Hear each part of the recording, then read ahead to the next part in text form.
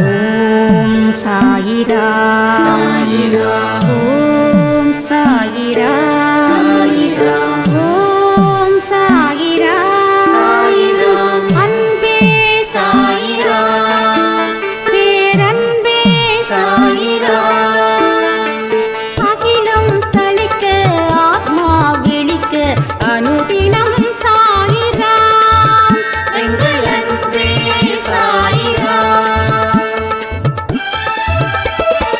ஒன்றே இறைவன் ஒன்றே பூமிக்கென்றும் சாயிரா சரணம் சாயிரா நன்றே செய்து வாழ்வோம் நாம் ஒன்றே செய்து வாழ்வோம் அன்பே சாயிரா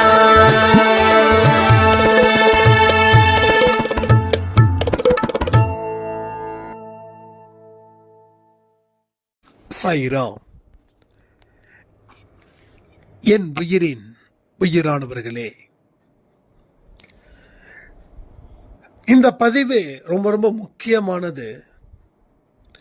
ஒவ்வொரு சாயப்பாவை வணங்குறவங்களும் அவர் மேலே அளவில்லாத பக்தியும் அளவில்லாத அன்பும் வைத்திருப்பவர்களுக்கும் இந்த பதிவு மிகப்பெரிய ஒரு வர பிரசாதமாக அமைய போகுது.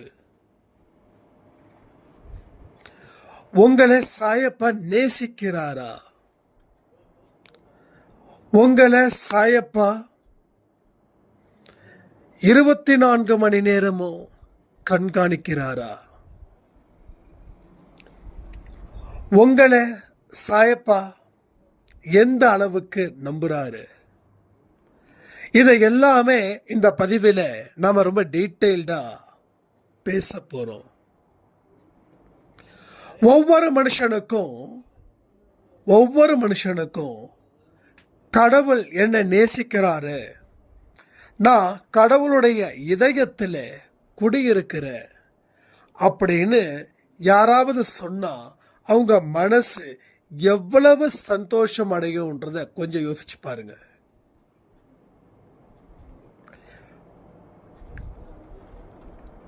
அப்போ உங்கள் வாழ்க்கையில் மனிதர்களை விட கடவுள் முக்கியமானவராக கருதப்படுறதால தான் நீங்கள் கடவுள் உங்களை நேசிக்கிறாருன்ற வார்த்தையை சொல்லும்போதே உங்களுக்கு அவ்வளவு சந்தோஷமும் அவ்வளவு நம்பிக்கையும் ஏற்படுகிறது. கடவுளை வெறுக்கிறவங்களுக்கு பெரிய அளவில் அன்பு இல்லை மற்ற மனுஷங்க கிட்ட.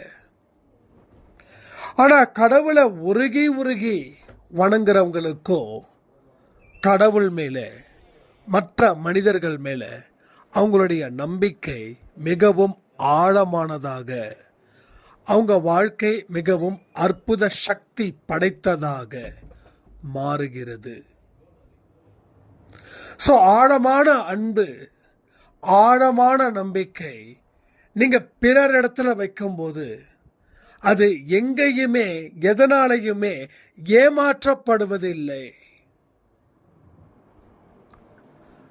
அப்போ கடவுள் மீது நீ அன்பு வச்சா என்ன நடக்குதுன்னா, பிற மனிதர்கள் மேலேயும் நீ எந்த விதமான பிரதிபலனை எதிர்பார்க்காத ஒரு அன்பை நீ வைக்கிறதால அந்த அன்பு உன்னை பெரிய அளவில் காப்பாற்றுது. ஸோ நீ காப்பாற்றப்படுகிறாய். எங்கிருந்து? உன்னுடைய கர்மாக்களில் இருந்து நீ காப்பாற்றப்படுகிறாய். கடவுள் ஒரு மனுஷனை உங்களுக்கு அனுப்புகிறாரு. ஒன்று அந்த மனுஷன் உனக்கு நல்ல எக்ஸ்பீரியன்ஸை கொடுக்கணும், இல்லை ஒரு கெட்ட எக்ஸ்பீரியன்ஸை கொடுக்கணும். நல்ல எக்ஸ்பீரியன்ஸை கொடுத்தா உண்மையிலேயே ரொம்ப சந்தோஷம். ஆனால் கெட்ட எக்ஸ்பீரியன்ஸை கொடுத்தா அது உண்மையிலேயே பெரிய துன்பம். ஆனால் கடவுள் மீது நீ வைக்கக்கூடிய அன்பு, யார் உனக்கு என்ன கெடுதல் செய்தாலும் அந்த கெடுதல் உனக்கு நன்மையாக வந்து நிற்குமே தவிர எந்த இடத்துலையும் உனக்கு அந்த கெடுதல் தீமையின் பக்கம் சேராது. இதை நீங்கள் எந்த அளவுக்கு ஏற்றுக்கிறீங்கன்னு தெரியல. நான் இன்னைக்கு சொல்லும்போது உங்களுக்கு அது பெருசாக நம்பிக்கை வராமல் கூட இருக்கலாம். ஆனால் என்னைக்காவது ஒரு துன்பம் வரும்போது அந்த துன்பம் மறைஞ்சதுக்கு அப்புறம் ஒரு சந்தோஷம் கிடைக்கும்போது தெரியும், அன்னைக்கு சந்தோஷ் சாய்ராம் இதை பற்றி பேசுனாங்க, எவ்வளவு உண்மையாக இருக்குது அப்படின்னு. அப்போ கடவுள் மீது நீ வைக்கக்கூடிய அன்பும், நீங்கள் கடவுள் மீது வைக்கக்கூடிய அன்பும், கடவுள் உங்கள் மீது வைக்கக்கூடிய அன்பும் இங்கே ஒரு பெரிய பாலம் போல செயல்படுகிறது. அப்போ கடவுள் உங்களை நேசிக்கிறார். எஸ், நேசிக்கிறார். அப்போ நீங்கள் கடவுளை நேசிக்கிறீங்களா? இதுதான் பெரிய கேள்வி. கடவுள் என்னை பார்க்குறாரா அப்படின்னு நம்ம கேட்குறோம். ஆனால் நாம் கடவுளை பார்க்குறோமா அப்படின்னு என்னைக்காவது நம்ம கேட்டிருக்கோமா? ஸோ பல விஷயங்களை நாம் பெருசாக கவனிக்கிறது இல்லை. கவனிச்சிருந்தா தெரியும், கடவுள் நம்ம மேலே வச்சிருக்கக்கூடிய அன்பை நாம் திருப்பி அவர் மீது வைத்திருக்கிறோமா என்று. இந்த உலகத்தில் படைச்ச அத்தனை மனுஷங்களை யாரு கடவுள் படைச்சாரு. அப்போ படைக்கப்பட்டவன் யாரு, படைத்தவர்கள் யாரு? நமக்கெல்லாம் தாயுமா தந்தையுமா இருக்கிறதே தெய்வங்கள் தானே. நம்ம எப்படி இந்த உலகத்துக்கு வந்தோம்? ஏன் பல விஷயங்களை நம்ம நினைச்சு பார்க்கறது இல்லை தெரியுமா? நாம செய்யக்கூடிய தவறுகள் வாழ்க்கையில் இடி போல விழுந்து அதை சமாளிக்கிறதுக்கே ஒரு ஜென்மத்தையும் நாம் வீணாக கழித்து கொண்டு இருக்கிறோம். கடவுளை நினைக்கும் போது சில பேருக்கு கண்களில் இருந்த கண்ணீர் வருது. ஏன் வருது? ஏன் உங்களுக்கு வருது? ஏன் இன்னொருத்தவங்களுக்கு வரல? எத்தனை பேருக்கு கண்ணீர் வருது சாய்பாவை நினைக்கும் போது? ஒரு விஷயத்தை என்னால் ரொம்ப பெருமையாக சொல்ல முடியும். பலர் சொன்னதை வச்சு தான் நான் சொல்கிறேன். நான் உருட்டுறேன்னு நினைக்க வேண்டாம். நாங்கள் 10-15 வருஷமாக சாய்பாவை வணங்கினோம். பட் பெருசாக எங்களுக்கு இல்லை, நாங்கள் தான் உயர்ந்த பக்தி வச்சிருக்கோம் அப்படின்னு நாங்கள் நினைச்சோம். ஆனால் அன்பே சாயில் வந்ததுக்கப்புறம் சாய்பா பற்றி தினமும் நீங்கள் பேசுகிறத நாங்கள் கேட்க கேட்க அவர் மீது வந்திருக்கக்கூடிய அன்பு, மரியாதை, இதையெல்லாம் பெரிய அளவில் ஒரு வித்தியாசத்தை கொடுக்குது. பெரிய அளவில் ஒரு வித்தியாசத்தை எங்களுக்கு கொடுக்குதுன்றாங்க. அப்போ கடவுளை நாம கவனிக்கல, இதான் உண்மை. எல்லா பிரச்சனையும் கடவுளே முடிவு எடுத்துக்கூடன்னு வணங்குறோம். ஆனால் எல்லா பிரச்சனைகளும் என்னால் சரி பண்ண முடியும். என்னுடைய சாயப்பாவை நான் எதுக்கு தொல்லை பண்ணணும்? நான் தொல்லை பண்ணக்கூடாது அப்படின்னு அன்பே சாயில் வந்ததுக்கப்புறம் முடிவு பண்ணக்கூடிய சாய்ராம்ஸ்கள் ஜாஸ்தி. ஸோ அந்த மனநிலையில் இருந்த வாழ்க்கையை ஆரம்பித்தவங்களுக்கு வெற்றியும் ஜாஸ்தி. தோல்விகளே சந்திச்சுக்கிட்ட இருந்த எனக்கு இந்த குடும்பத்தில் வந்ததுக்கப்புறம் வெற்றியை தாண்டி ஒரு இடம் இருக்குதுன்றத எனக்கு புரிய வச்சிருக்காரு கடவுள் அப்படின்னு சொன்னவங்க ஜாஸ்தி. ஏன்னா இங்க தோல்விகள் வெறும் தோல்விகளாக பார்க்கப்படலை. தோல்விகள் ஒவ்வொன்றும் ஒரு வெற்றியின் முகாந்திரமாக பார்க்கப்படுகிறது.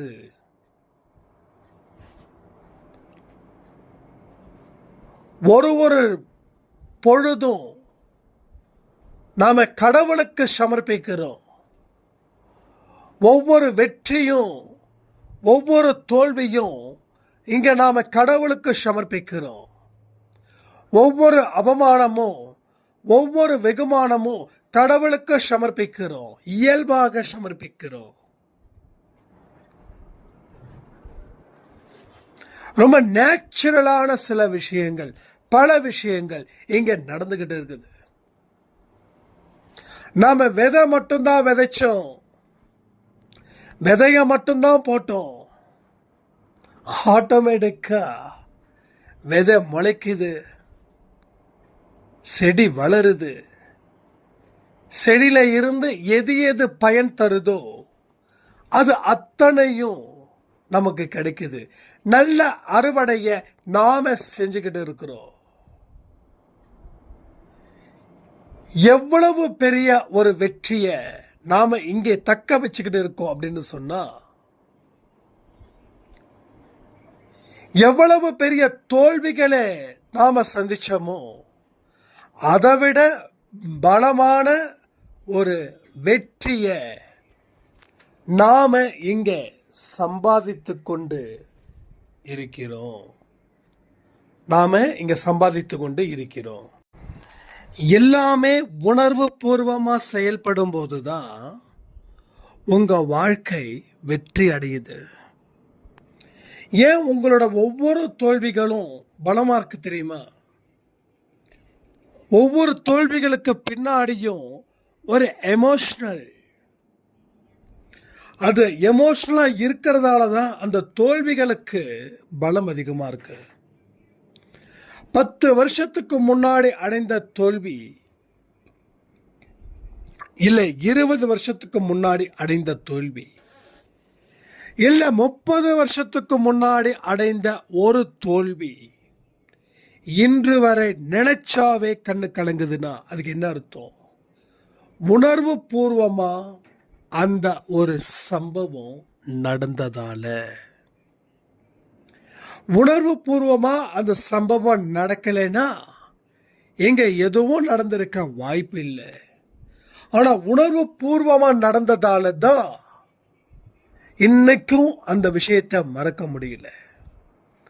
அப்ப தோல்வியின் பக்கமும் நம்ம எமோஷனலா நிற்கிறோம்.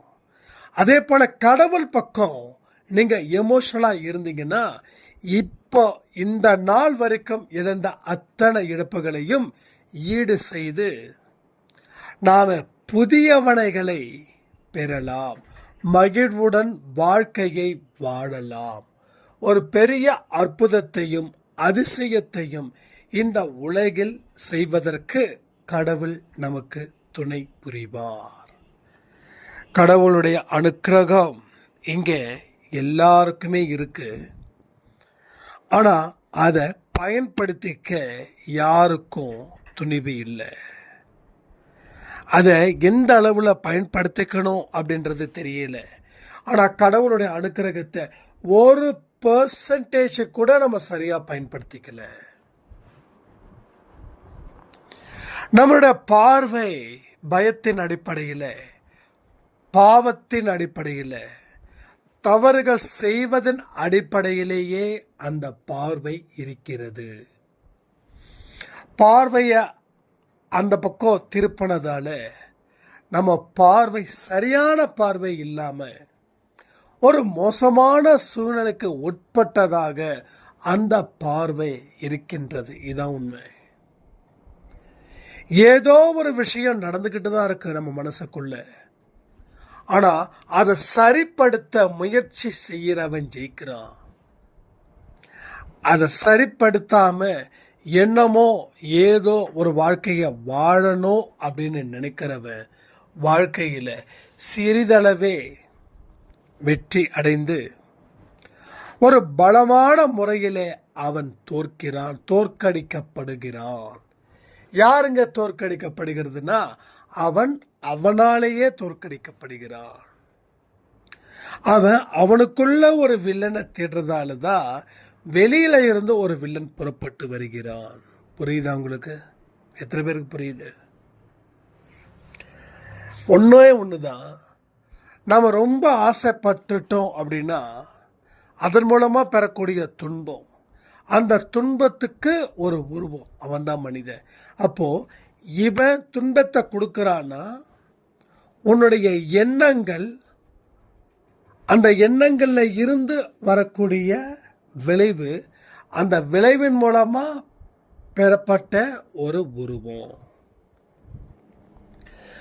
கடன் வாங்கி நம்ம டிவி வாங்கணும், கடன் வாங்கி ஏதாவது ஒன்று வாங்குறோன்னு வச்சுக்கோங்களேன். அந்த கடனை அடைக்க முடியுமான்னு பார்க்கணும், அடைக்க முடியல.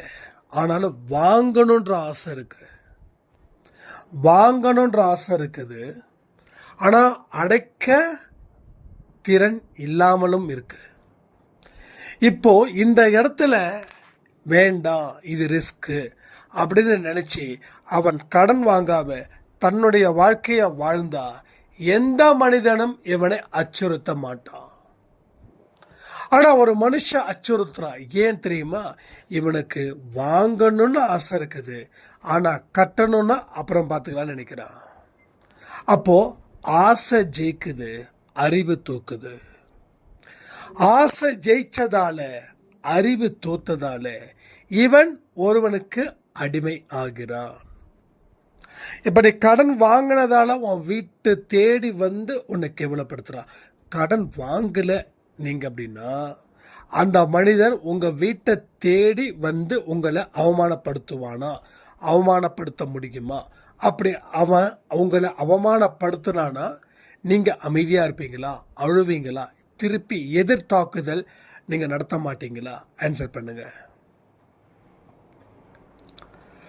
நேற்று வரைக்கும் நம்மளை பார்த்து மரியாதை கொடுத்தவன், பயந்தவன், நம்மளை பார்த்தாலே வந்து ஒரு பரவச நிலையில் இருக்கிறவன் இன்னைக்கு நம்மளை பார்த்து ஏன்னு கூப்பிட்றான், வாடான்றான், போடான்றான். என்ன அர்த்தம்?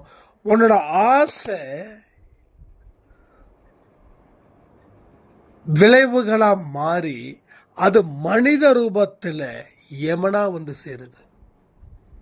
அப்போ நமக்கு தோணும், இவங்கிட்ட நம்ம காசு வாங்காமல் இருந்திருந்தா நம்ம எவ்வளோ பெரிய ஒரு மரியாதைக்குரிய வாழ்க்கையை நம்ம வாழ்ந்திருப்போமே அப்படின்னு அந்த இடத்துல கடவுள் அறிவின் மூலமாக பேசுவார். அப்போ இதெல்லாம் உங்களுக்கு புரியுதா? நம்ம வாழ்க்கை எதை அடிப்படையாக கொண்டது? உணர்வுகளை அடிப்படையாக கொண்டது. அந்த உணர்வுகள் கடவுளை சுற்றி சுற்றி வந்துருச்சுன்னா நீ பாஸ் ஆகிட்ட. பட் மனிதர்களை சுற்றி சுற்றியோ, இல்லை பொருளை சுற்றி சுற்றியோ, இல்லை பதவியை சுற்றி சுற்றியோ, இல்லை பேராசையை சுற்றி சுற்றியோ வந்ததுன்னா நீ வீழ்த்தப்படுவாய். ஆக மொத்த கடவுள் உன்னை இந்த நேரத்திலும் நேசிக்கிறார், ஆனால் கடவுளை நீ நேசிக்கவில்லை. இல்லை சாய்ராம், நான் நேசிக்கிறேன் சாய்ராமனா, அப்போ அவர் சொல்லக்கூடிய வார்த்தைகளை காது கொடுத்து நீங்கள் கேட்டு அதன்படி வாழ்க்கையை நீங்கள் வாழ்ந்தீர்களா? இதுக்கு என்ன பதில்?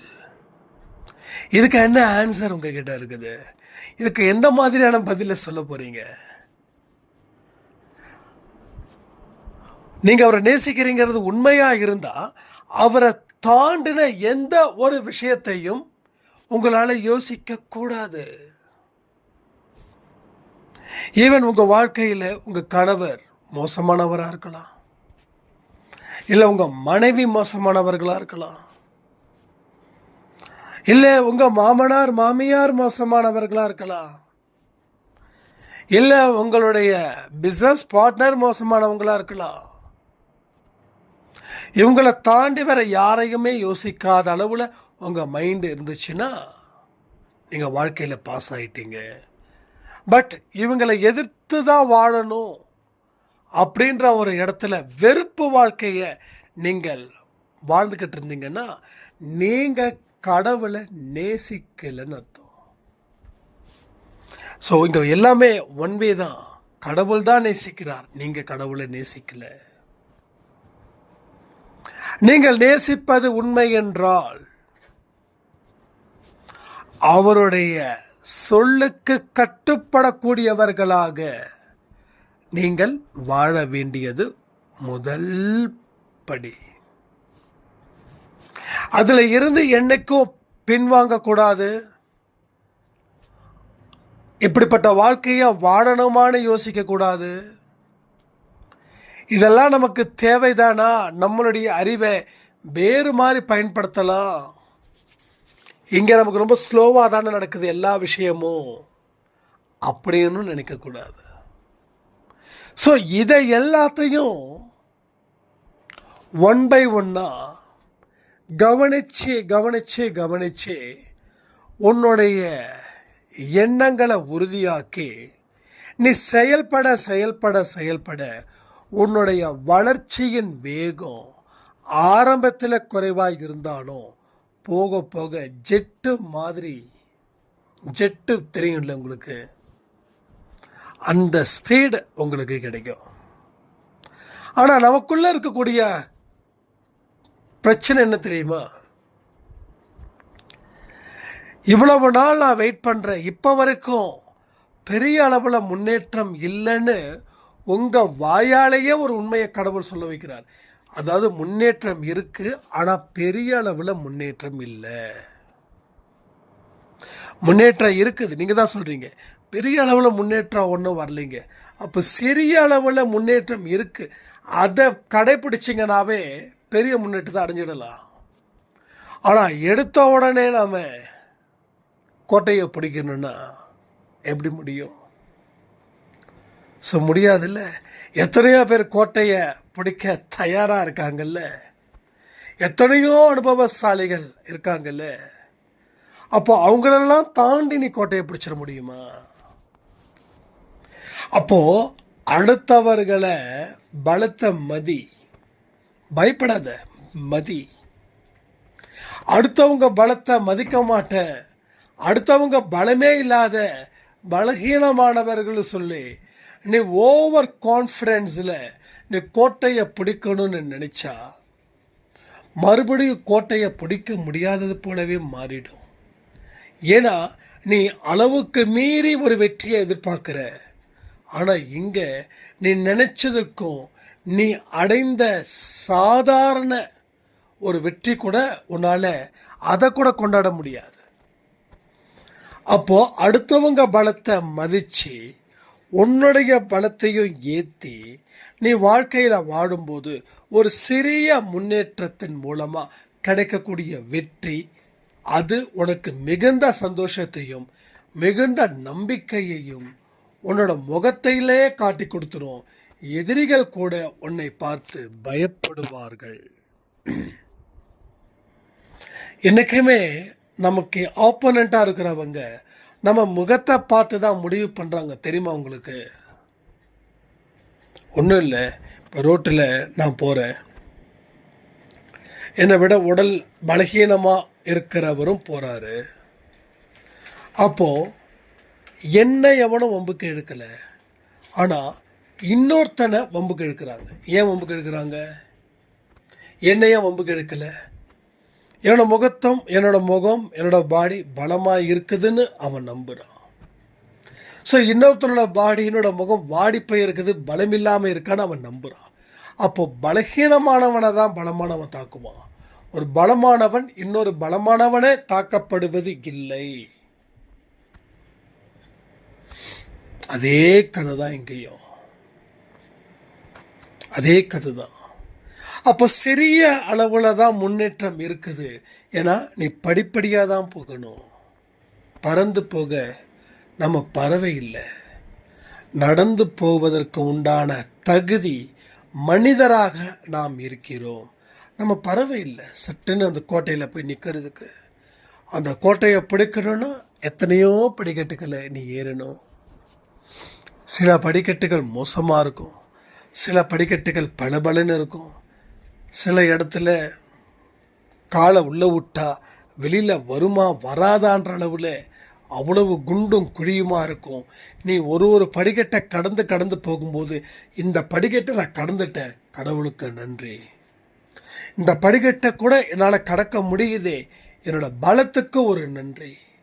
அப்படி ஒரு நன்றியோட ஒரு கட்டத்தையும் நகரும்போது அவன் அடைய வேண்டிய கட்டத்தை அவன் எளிதில் சென்றடைய முடியும்.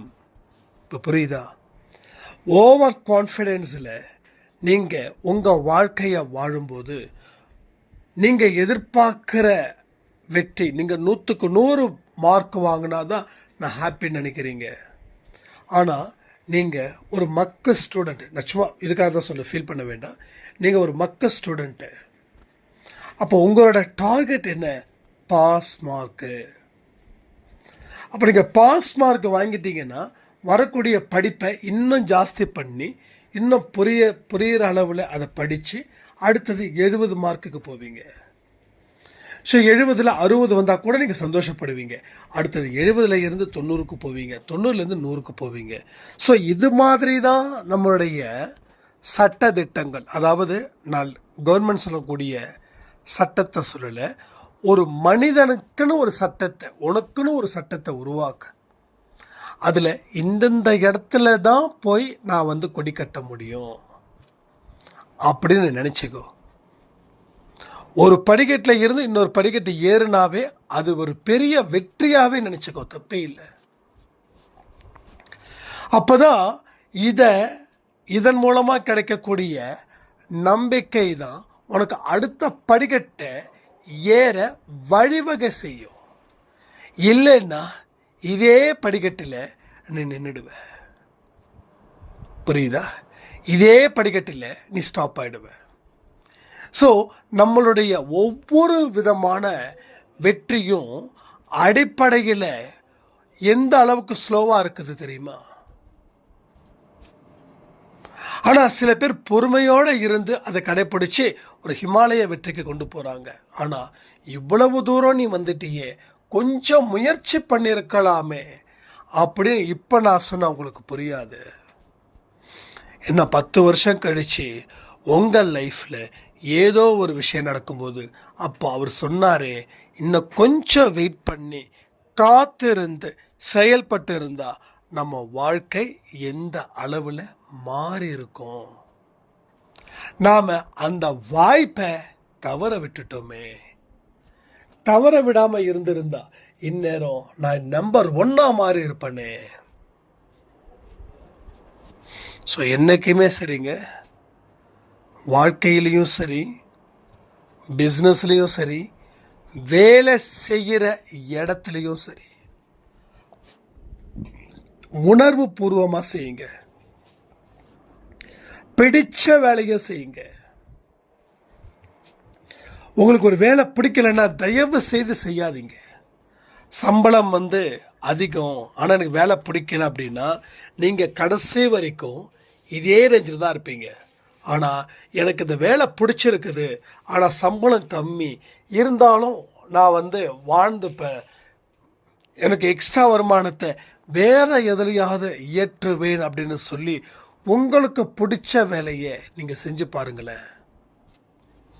நான் எனக்கே சொல்லக்கூடியது ஒன்று தான், இந்த ப்ரீ ஜட்ஜ்மெண்ட் மட்டும் பண்ணாதீங்க. ஒரு விஷயம் நடக்கிறதுக்கு முன்னாடியே இது இப்படித்தான் நடக்கும், இது இப்படி தான் முடியும்னு எனக்கு தெரியும், இந்த மாதிரியான விஷயத்தை தயவு செய்து என்றைக்குமே உங்களுக்குள்ள கொண்டு உங்களை அடைச்சிக்காதீங்க. ஏதோ ஒரு பாட்டில் பிரபு பாடுவார், குயிலை பிடிச்சி கூண்டில் அடித்து கூவ சொல்லுகிற உலகம்.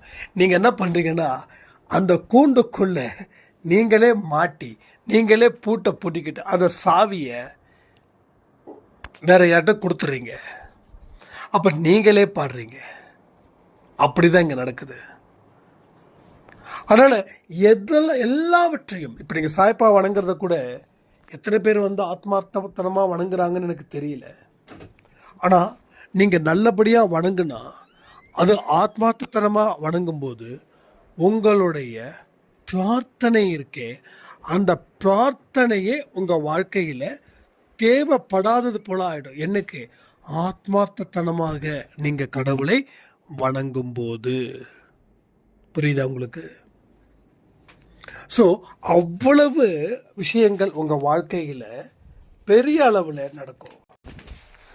நடந்தது நடந்தவையாக இருக்கட்டும், நடக்கப் போவது நன்மை அளிக்கக்கூடியதாகவே இருக்கும்.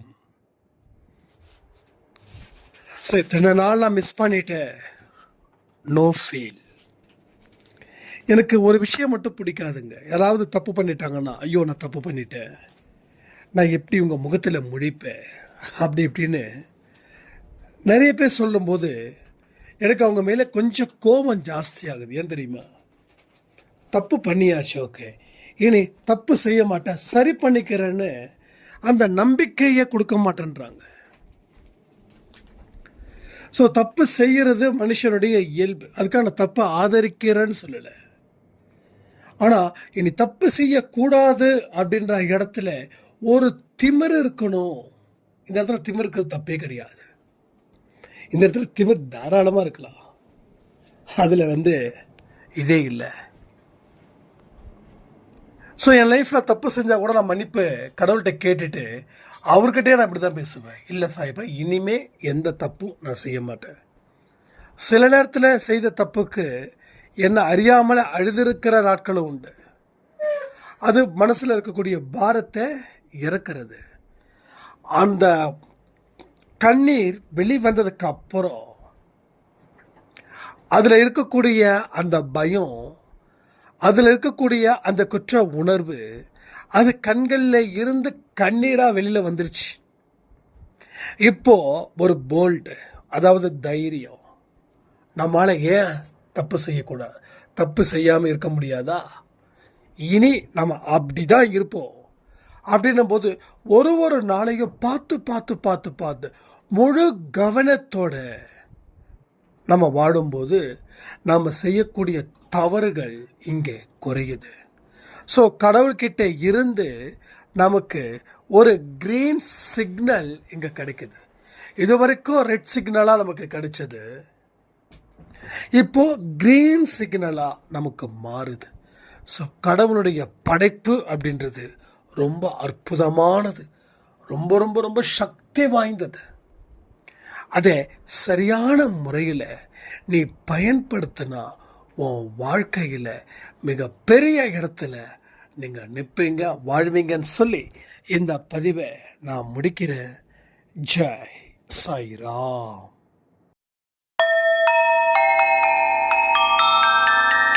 ஓம் சாயிரா சாயிரா ஓம் சாயிரா சாயிரா ஓம் சாயிரா சாயிரா அன்பே சாயிரா பேரன்பே சாயிரா அகிலம் தளிக்க ஆத்மா விழிக்க அனுதினம் சாயிரா எங்கள் அன்பே சாயிரா.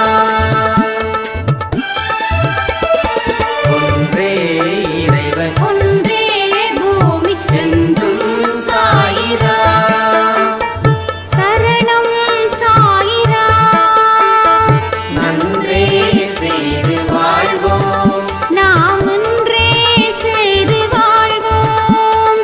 அன்பே சாயிரா.